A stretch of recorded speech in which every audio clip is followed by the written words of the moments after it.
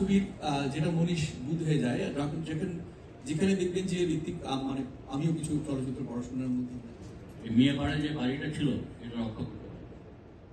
কিন্তু বাংলাদেশের মানুষ কেন এরকম করা হয়েছে এই পাশাপাশি বাঙালি মানে পশ্চিমবঙ্গের মানুষরা এত নিষ্ঠুর নির্দোষ।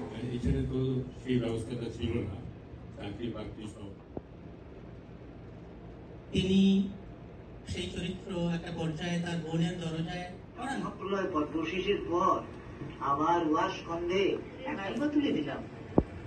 আপনি যদি একটু একটা বিভীষিকা, কিন্তু এরপরও এই বিভীষিকাকে দেখিয়ে ঋত্বিক ঘটক কিন্তু বারবার বলেছেন দুঃখ কষ্ট কেউ দেখতে চায় না, শুনতে চায় না, জানতে চায় না, কিন্তু এই দুঃখ কষ্টের ছবিটাই কিন্তু আমি পড়াশোনা করেছি বিশ্ববিদ্যালয় জীবনে এবং আমি শিল্প সাহিত্য একটু জানতে চাই এবং রফিক স্যার তো জানেন আপনার সবাই অসাধারণ 3 ঘন্টার ক্লাস করলেন এবং আমি আসলে ছবি তখনও বুঝতাম না, এখনো